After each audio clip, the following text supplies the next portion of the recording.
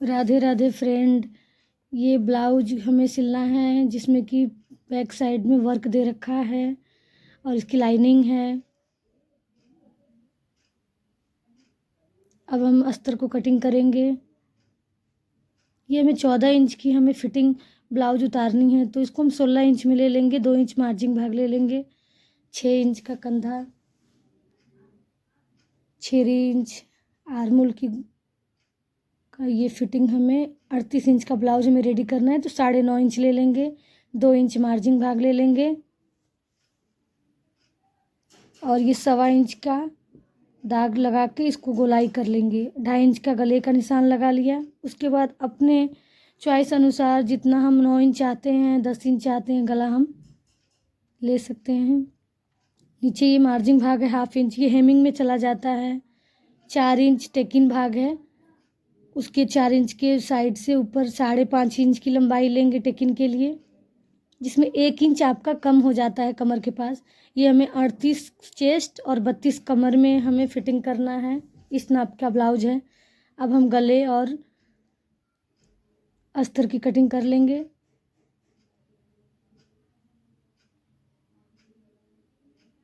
अब दाग के अनुसार हम इसको कटिंग करके फिर अब आगे फ्रंट साइड का इसी के अकॉर्डिंग नाप लगा के ऐसे ही इसी के नाप से हम आगे पल्ले को बराबर इसी के नाप से हम कटिंग कर लेंगे। बस 1/2 इंच नीचे 1/2 इंच लंबाई रखेंगे, क्योंकि टेकिन पड़ने से 1/2 इंच का खिंचाव आता है आगे के पल्ले में, तो 1/2 इंच बढ़ा के हम कटिंग करेंगे।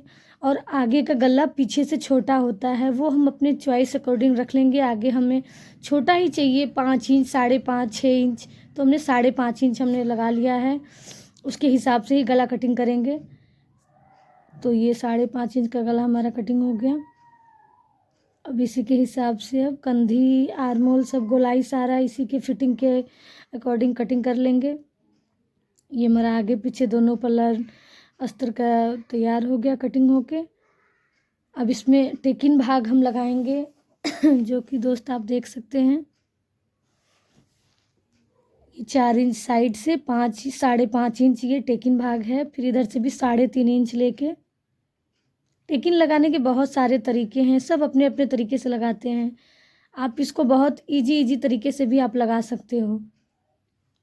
तो ऐसे ये चारों टेकिन 1.5 इंच की गैप से गोलाई से आप ये सारे टेकिन आप लगा सकते हो। तो ये चारों टेकिन मेरा लग के रेडी हो गया। अब इस टेकिन पे मैं कैंची के से फुटका निशान लगा दूंगी, जिससे कि दोनों पल्ले में सेम सेम निशान पता चल पाए। अब ये इधर के पल्ले में भी मैं निशान लगा दूंगी सेम सेम। दोनों पल्ला हमारा दाग लग गया, दोनों में फिटिंग।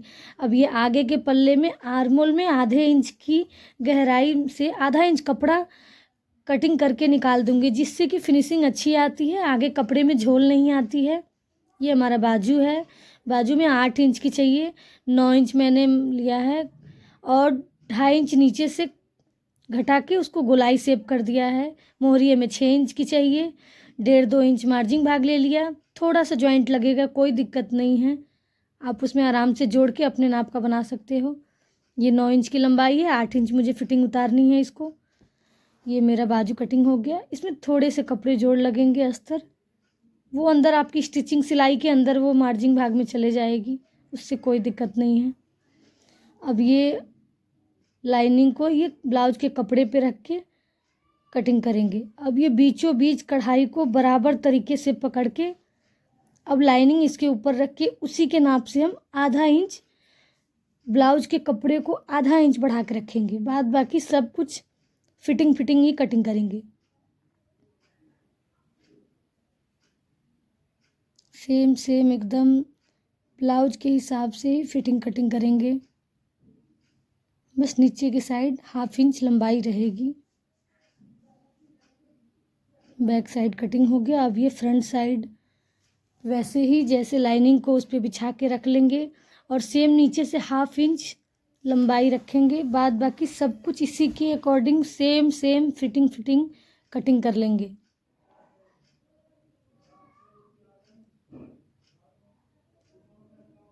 तो नीचे ½ इंच ज़्यादा रखा है, बाद बाकी सब कुछ फिटिंग उसी के हिसाब से कटिंग होगी। ये मैंने कटिंग कर लिया लाइनिंग रख के ब्लाउज पे। बस ये आर्मोल है, इसके नाप से ये कटिंग हो गया। ये हमारे आगे का पल्ला भी कटिंग हो गया। अब बाजू की कटिंग करते हैं।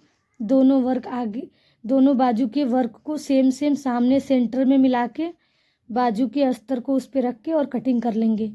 दोनों कढ़ाई बीचों बीच सेंटर पे आनी चाहिए। थोड़ा हल्का साइड में जोड़ लगे तो चलेगा, उससे कोई दिक्कत नहीं है, लेकिन कढ़ाई सामने आनी चाहिए जिससे आपका ब्लाउज सुंदर दिखेगा, फिनिशिंग दिखेगी कढ़ाई और तरीके से दिखेगी। अगर आप चाहते हैं इस ब्लाउज का फुल वीडियो तो मैं इसे स्टिच करके दिखाऊंगी। आप कमेंट कर कीजिए, मैं इसको सिल के दिखाऊंगी।